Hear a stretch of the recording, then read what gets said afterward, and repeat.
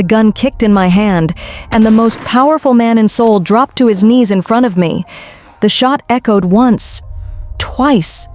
Then silence swallowed the room. Blood spread fast beneath Kim Seoul-bi, staining the marble as his fingers trembled against the wound, his breath turning uneven, like he couldn't decide whether to fight or fall. Slowly, too slowly, his eyes lifted to mine. Not angry, not even cruel, just betrayed. "You were never mine, were you?" he asked, voice breaking in a way I had never heard before. I didn't lower the gun, didn't blink, didn't feel. "I was never yours to begin with."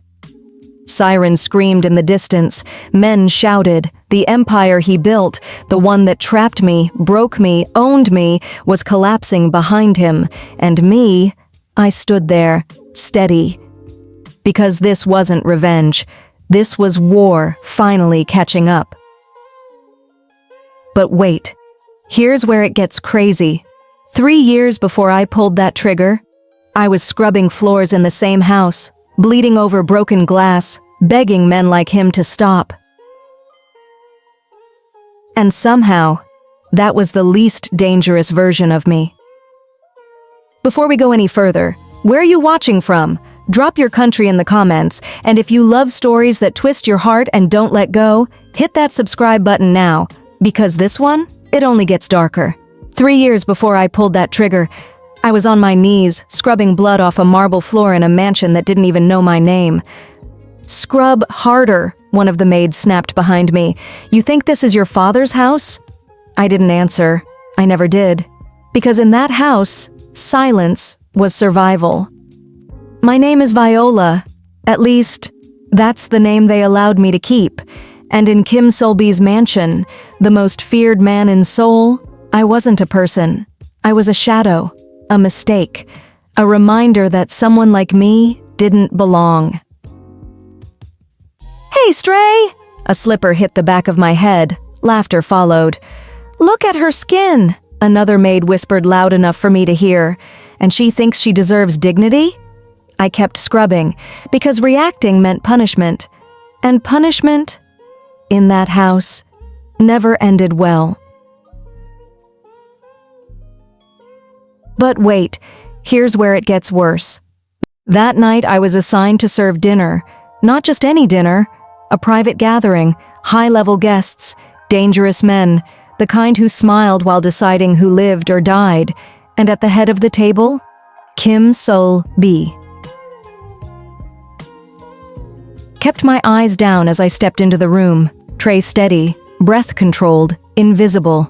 That was the goal, always invisible. But then, stop. My feet froze, his voice, low, calm, deadly. I didn't look up. "Look at me." My fingers tightened around the tray. Slowly. I raised my head, and for the first time that night, our eyes met. It wasn't anger, it wasn't cruelty, it was something worse. Interest. His gaze moved slowly, too slowly, like he was studying something he hadn't decided whether to keep or destroy. The room went quiet. Even the guests noticed. And that's when she snapped. His girlfriend, elegant, beautiful, dangerous, and smiling until she wasn't. "What are you staring at?" she snapped, her voice slicing through the silence. No one answered, so she stood up, walked toward me, and before I could react, the entire tray was knocked out of my hands. Plates shattered, food splattered across the floor. The sound echoed like a gunshot. "Clean it," she said coldly. I dropped immediately, hands moving, picking glass, ignoring the burn, until... A sharp pain sliced through my palm, blood, bright, dripping onto the white marble. I froze for half a second too long. "Don't stop." Her heel pressed lightly against my hand, right on the cut. "Or I'll make it worse." Laughter, low, cruel. I swallowed the pain and kept cleaning, because in that moment, I wasn't bleeding. I was remembering. Fire, screams, gunshots, the night everything burned. The night my family died, I stopped being human. But I wasn't allowed to think, not there, not then. Because in that house, pain wasn't something you felt, it was something you performed. If you're enjoying this story so far, hit the subscribe button right now. Because trust me, you haven't seen anything yet. Later that night, I broke, not loudly, not dramatically, just quietly, in the corridor, where no one important walked, where no one cared. I leaned against the wall, covering my mouth to stop the sound from escaping. Tears burned my eyes, my hand throbbed, and for a moment, just a moment, I let myself feel it. Big mistake. A hand grabbed my arm, hard, too hard. "What's wrong?" a voice whispered behind me. I froze. Because I knew that voice. A guard. One of the worst. "I've been watching you," he said, pulling me closer. "You're always so quiet, so obedient." His grip tightened. "You think that makes you safe?" My heart started pounding. "Please," I whispered. "Let me go." He laughed softly. "Why? No one's coming." His hand moved, and something inside me snapped. Not fear, not panic. Something colder, something older. I could fight. I knew I could. I knew exactly how to break his wrist, how to drop him in seconds. But I didn't move, because I couldn't. Not yet, not here, not like this. Then, let her go. Everything stopped. The guard froze. Slowly, he turned, and I didn't need to look to know who it was. Kim Seoul-B. Relief should have come, right? Wrong. Because if there was one thing worse than the guard, it was him. "She's mine," he said calmly. The guard stepped back immediately, apologizing, disappearing, leaving me alone with him. Silence stretched between us, heavy, suffocating, then a sharp crack. Pain exploded across my face as his hand struck me. I stumbled, didn't fall, didn't react. "Pathetic," he muttered. My vision blurred, but I didn't cry. Not in front of him, never in front of him. "Bend!" My body tensed. "No, not again. Please, not again." I said bend. His voice dropped, dangerous, final. I hesitated, just for a second, and that was enough. His fingers tightened around his belt. The sound of leather sliding free echoed in the corridor, slow, deliberate, terrifying. "Please," I whispered. "I didn't do anything." "Exactly," he cut in coldly. "You exist." And my chest tightened. My knees felt weak. This was it. Again. Always again. But just as he stepped forward, "Boss." Footsteps rushed toward us, his assistant, breathing hard, panicked. Kim Seoul-B didn't turn immediately, didn't move, didn't speak. "What is it?" he asked flatly. Your brother." A pause, a heavy one. "He's dead." Everything changed. Not the air, not the hallway, him. The belt slipped from his hand. His expression didn't break. But something behind his eyes did, something deep, something real. For the first time, Kim Seoul-B didn't look like a monster. He looked like a man who just lost everything. And that's when it hit me, hard, sharp, unavoidable. That was the first time I realized something didn't add up. Because monsters don't grieve like that. Do they? But if he wasn't the monster I thought he was, then who really destroyed my family? And more importantly, what was I doing in his house all this time? So if this story is pulling you in, don't forget to like, comment, and subscribe, because in the next part, everything you think you know will break.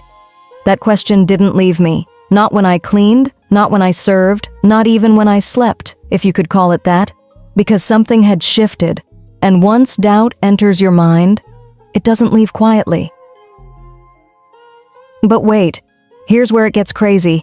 I stopped seeing the mansion as a prison and started seeing it as a map. For every hallway, every guard rotation, every locked door, every whispered conversation, I watched, listened, learned.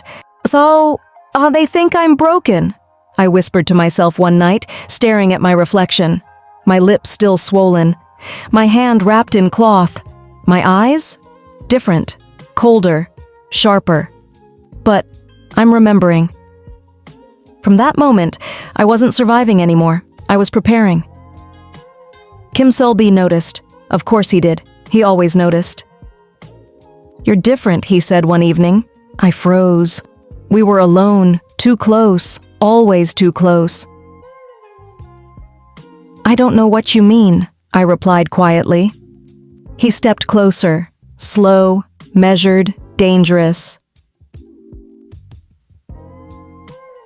"You look at me now," he said, tilting his head slightly, like you're trying to figure something out.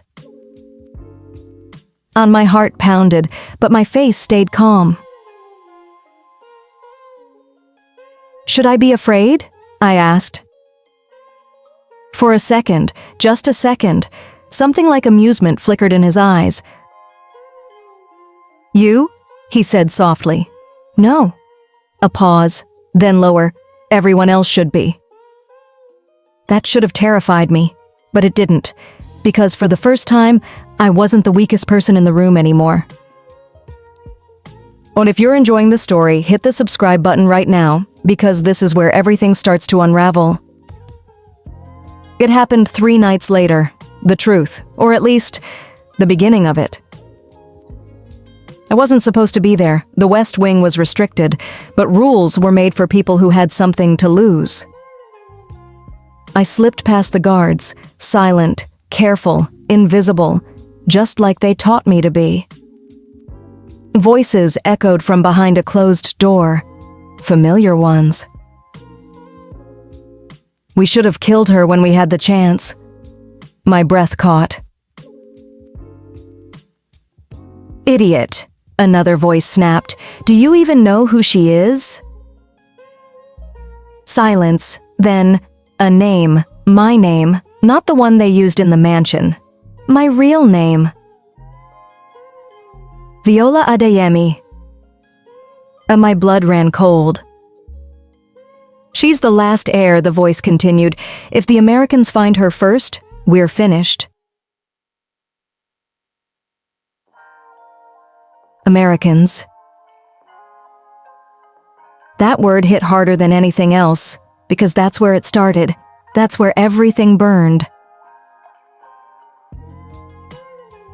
"They think Selby is protecting her," the first voice said bitterly. "Protecting?" The second scoffed. "He's hiding her, using her, same difference." My heart slammed against my chest. Protecting me? No, that didn't make sense. Did it? I stepped back slowly, mind racing, breath uneven. So, everything I believed, everything I held on to, started cracking. The man I hated, my voice trembled as I whispered into the darkness, might not be the one who destroyed me. And that changed everything. That same night, I got my chance. The back gate, unwatched, unlocked, impossible. It was too easy, and that's what made it dangerous. Freedom stood right in front of me. All I had to do was walk. I stepped forward, heart racing, pulse loud in my ears. One more step, and I was out. But then I stopped. Because suddenly, I saw everything. The slap, the humiliation, the nights I thought I wouldn't survive. And then, him. The way he looked at me, not just with control, but with something deeper, something darker. The truth I overheard, the lies I believed, the man I thought I knew. I should leave, I whispered. My hand hovered over the gate. I should run. Brace, but my body didn't move. Because deep down, I already knew the truth. I don't want to run. So instead, I closed the gate and sealed his fate. Because here's what no one saw coming. Not him, not them, not even me at first. So I didn't stay because I was weak. I stayed because I had a plan. So 3 days later, war came to Seoul. Gunfire, explosions, chaos tearing through the mansion. The men shouting, blood spilling, everything burning. And in the middle of it all, him. Kim Seol-bi.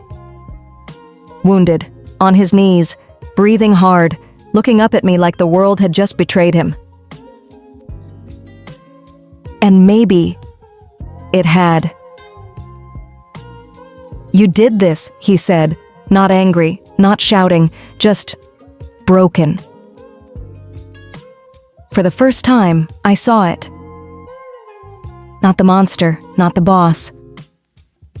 The man. And it almost made me hesitate. But then I remembered. Everything. You taught me how to survive, I said quietly. And then I turned. Walked away. Didn't look back. Because if I did, I might have stayed. And I couldn't afford that. Not anymore. Not now that the world knew who I really was. Not now that the truth was out. And if you made it this far, don't forget to like, comment, and subscribe, because part 2, it's not just revenge, it's war. They called me a maid, a nobody, a mistake. But they were wrong. I was always a queen. And now, I'm coming for my throne, and the only man who knows how to destroy me is the one I just destroyed.